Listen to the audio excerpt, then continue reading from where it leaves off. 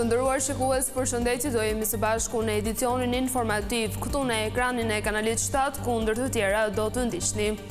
Mbahet në Bruksel konferenca e 8 ndërqeveritare Shqipëri-Bashkimi Evropian, Rama i quan moment vendimtar në procesin e negociatave të antarësimit. SPAK dhe antimafia e Barit godasin rrjetin e drogës që vepronte në dy vendet e që drejtohen nga shqiptarët, sekuestrohen prona shumë aparash e llogari bankare. Ervin Saliani akuzon Sali Berishën manipuloi procesin e zgjedhjeve pasi demokratët e bojkotuan masivisht e përdor opozitën vetëm për interesa personal. Finalja e madhe e Ferma Vit do të mbahet në 15 qershor, data zbulohet gjatë spektaklit të së hënës, publiku vendos të largojë nga gara Blerina Bajkon.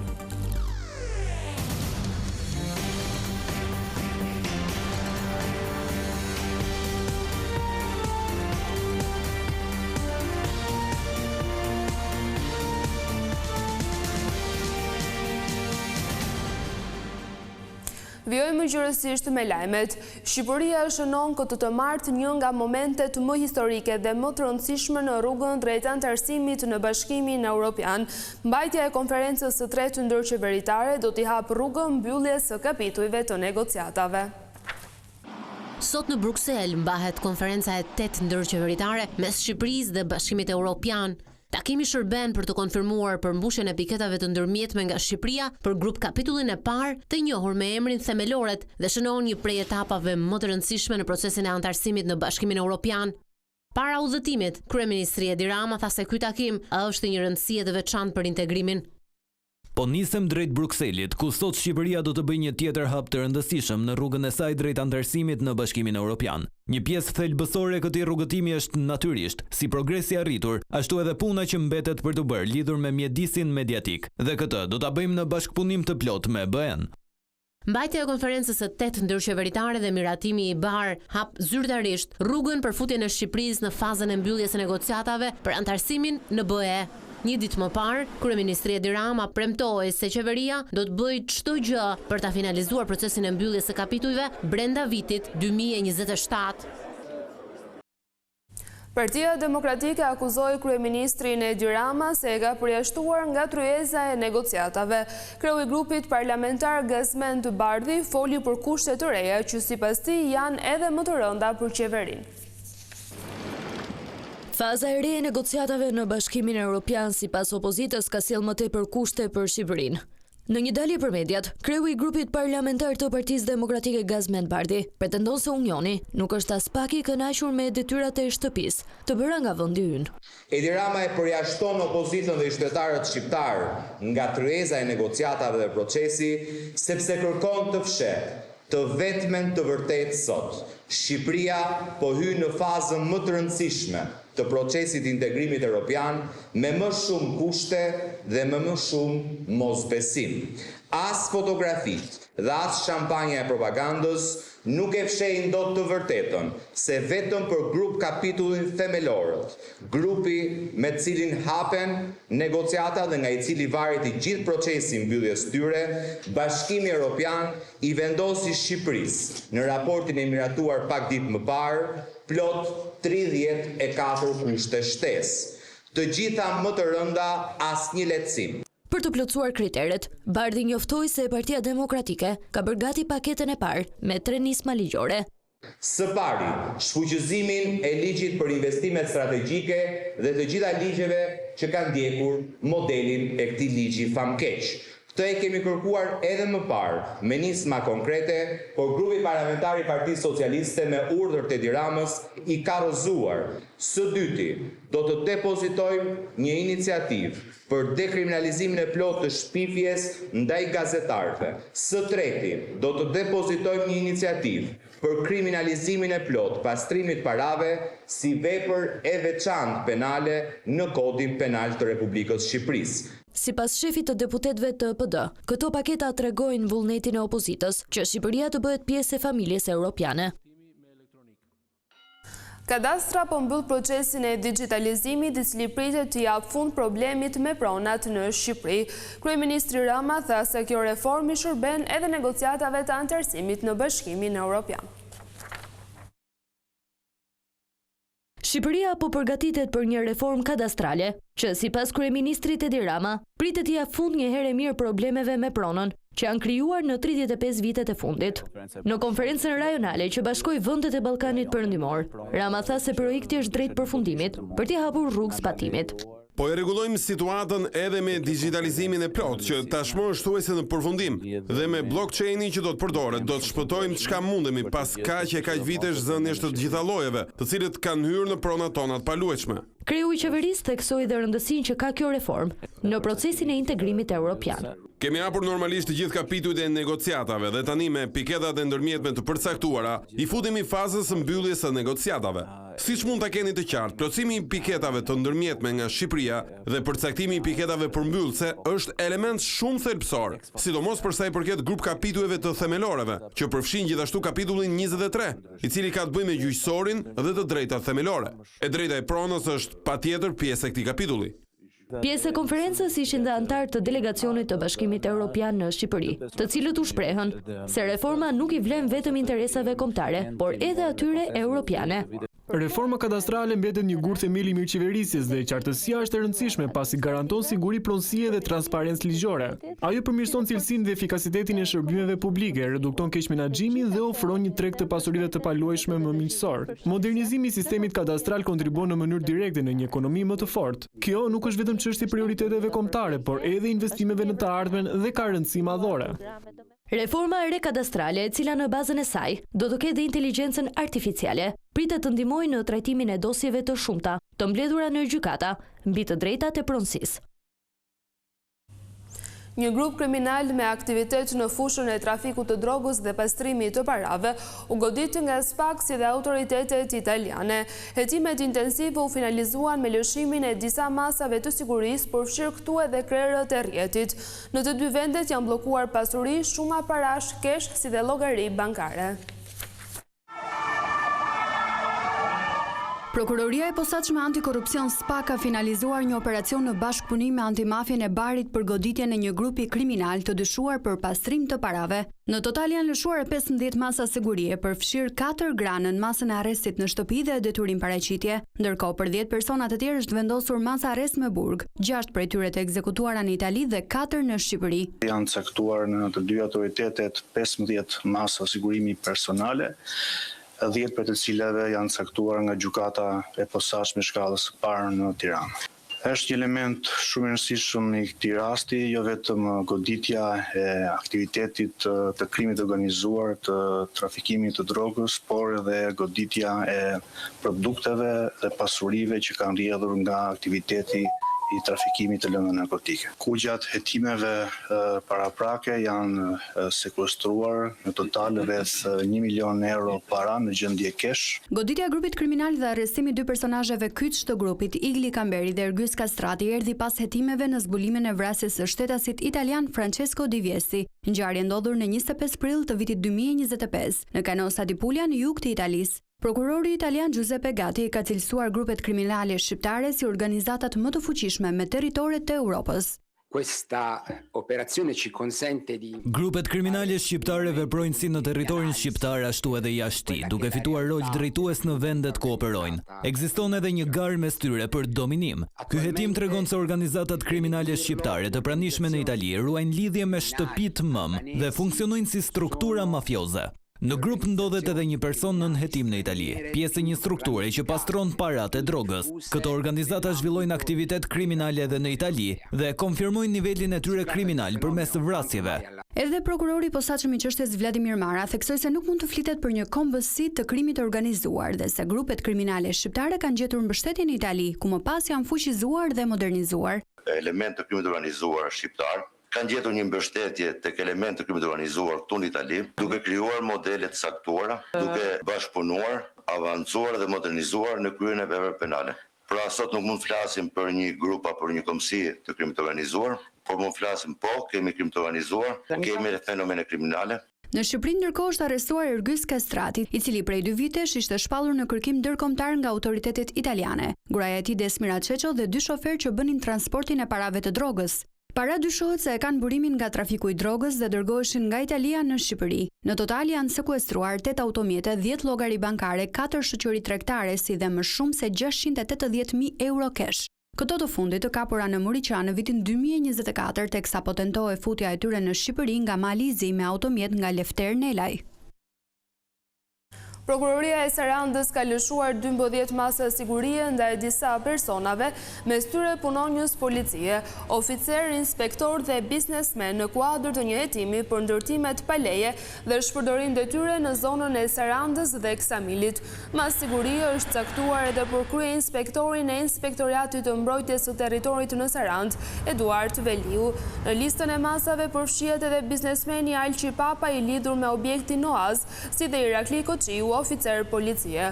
Po ashtu është arrestuar edhe Kristofor Shkrepa, specialisti policisë në Ksamil, ndërsa ndaj Kastriot Satka është caktuar masa e sigurisë arrest në Burg. Mas siguria është vendosur edhe për biznesmenët Ariola Drami dhe Xhafer Bajo, lidhur me një objekt për të cilin më herët u arrestuan 4 oficer të policisë së shtetit, mes tyre edhe ish shefi i policisë së Sarandës. Gjithashtu në hetim është edhe ndërtuesi Merdar Koshi, i cili dyshohet se ka ndërtuar 2 kate pa leje në qendër të Sarandës.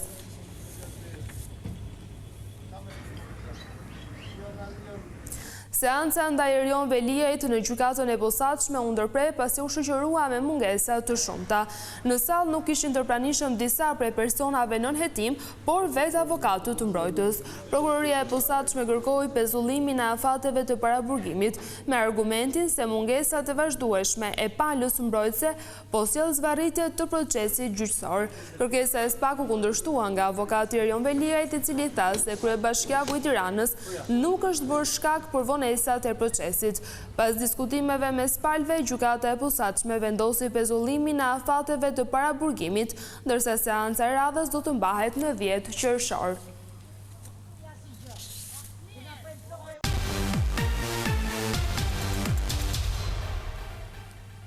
Zgjedhjet për kryetar të Partisë Demokratike sipas Ervin Salianit janë manipuluar. Ai tha këtë të martë se në proces nuk morën pjesë më shumë se 5.000 antar dhe se Berisha po e përdor opozitën për interesa personal. Ish-deputeti demokrat Ervin Saliani akuzoi kryetarin e PD Sali Berisha se ka marrë peng forcën më të madhe të opozitës për interesat e tij personale.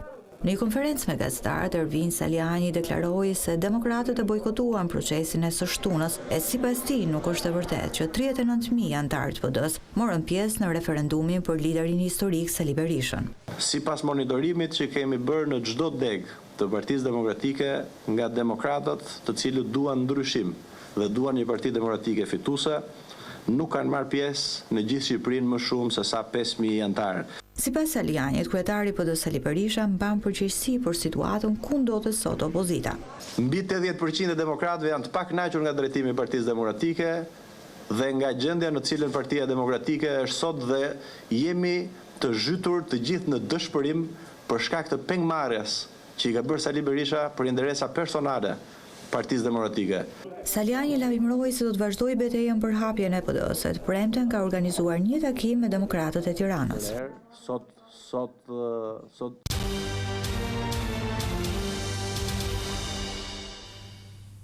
Guvernatori i Bankës Kombëtare të Austrisë zhvilloi këtë të martë një vizitë zyrtare në Tiranë, ku është takuar me drejtuesit më të lartë të Bankës së Shqipërisë. Gjatë bisedës së zhvilluar me guvernatorin Genti Seko është nënvizuar rëndësia e thellimit të bashkëpunimit midis 2 institucioneve të rëndësishme. 2 guvernatorët folën edhe për sfidat e sistemit bankar, për fshirjen e teknologjisë si dhe për lehtësirat që ka sjellë për qytetarët shqiptar përfshirja e vendit tonë në sistemin evropian të pagesave.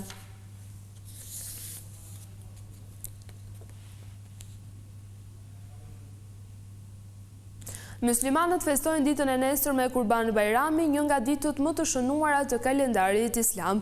Kryetari i komunitetit musliman Bujar Spahiu uroi besimtarët, ndërsa bëri thirrje për më shumë dashuri dhe solidaritet mes njëri tjetrit. Allahu Akbar. Të mërkurën të gjithë besimtarët musliman festojnë Kurban Bayramin.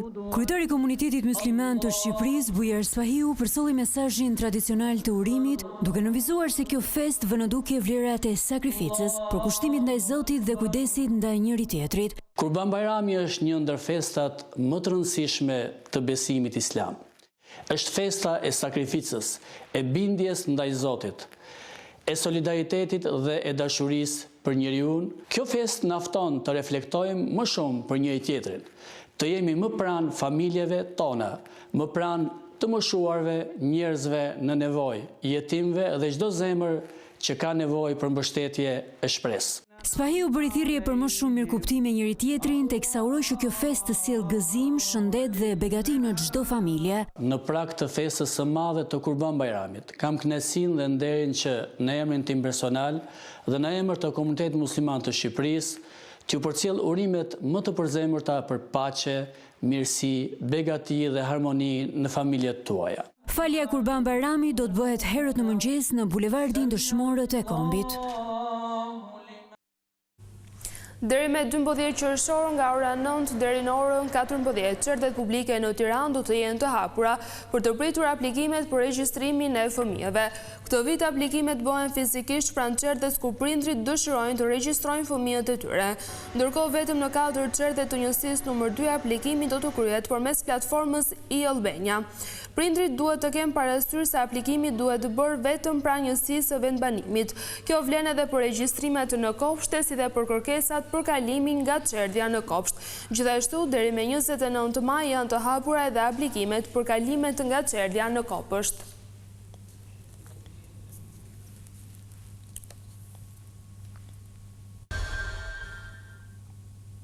Me 15 qershor, Ferma VIP do të kurorëzojë fituesin e edicionit të tretë. Data e finales u shpall në spektaklin e të hënës, ku nuk munguan emocionet e forta si dhe surprizat. Indri lexoi letrën e shkruar për Vanesën, ku njoftoi ndarjen prej saj, ndërsa publiku eliminoi nga gara Blerinën. Nata e 18 e spektaklit Ferma VIP solli emocione të forta, përplasje, rrëfime prekse dhe zhvillime që ndryshuan rrjedhën e lojës drejt finales së madhe. Prime nisi me një lajm të shumë pritur nga të gjithë. Finalja e madhe Ferma VIP 3 do të mbahet më datë 15 qershor. Finalja është në datën 15 qershor. Përveç çmimit të madh, 4 finalistët e tjerë do të shpërblehen me nga 10.000 euro secili. Ndërsa gara u bë edhe më e fortë pas njoftimit se Agai ka fshehur në ferm plot 10.000 euro të tjera, të groposura nën tokë. Tashmë ka dhe 10.000 euro nën tokë, të cilat do t'i fitoj ai që i gjen. Një nga momentet që dominoi spektaklin ishte letra e Indrit për Vanesën. Historia e shumë komentuar, e së cilës kishte mbajtur publikun pezull prej ditësh. Aktori konfirmoi fundin e raportit të tyre, duke deklaruar se largësia i kishte bërë më të qarta ndjenjat. Që nuk besoj që historia jon mund të ketë një të ardhme. Rreshtat e lexuara live shkaktuan debate në studio dhe brenda fermës, veçanërisht nga Sara, e cila e cilsoi sjelljen e tij manipuluese dhe të papranueshme.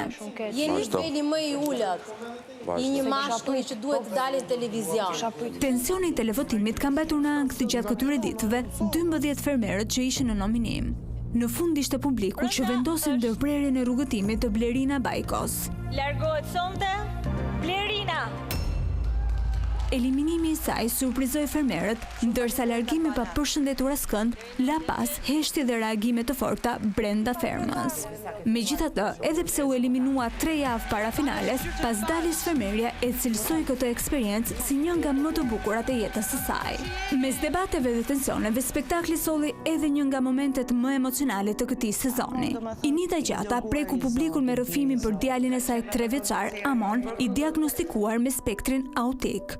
Mes lotës Zhaku tregoi sfidat dhe forcën e voglushit, ndërsa një letër nga partneri i saj emocionoi edhe më shumë fermeren. Ndërkohë përplasjet mes Ilirit, Mozës dhe Zhakut sollën edhe masa të forta nga Agai. Moza dhe Zhaku u dënuan tek fakiri për thyerje rregullash dhe mos angazhim në ferm, ndërsa Iliri u izolua në një çadër për shkak të gjuhës fyese të përdorur gjatë debateve. Iliri do të jetojë në këtë çadër. Agai paralajmëroi se çdo shkelje tjetër deri në finale mund të sjellë pasoja të menjëhershme. Me finale tashmë të shpallur, Ferma VIP 3 hyn në javët më vendimtare. Aty ku aleancat, debatet dhe emocionet pritet të jenë më të forta se kurrë. Ndaj, ju mund të vazhdoni të ndiqni live 24 orë në 7 ditë të javës, si dhe në përmbledhjen ditore në orën 17 vetëm në ekranin e Vision Plus. Kalofshi bukur, natën e mirë. Të nderuar shikues, ishte gjithçka e përgatitur edhe për këtë edicion informativ. Bashkë ndajemi këtu, natën e mirë.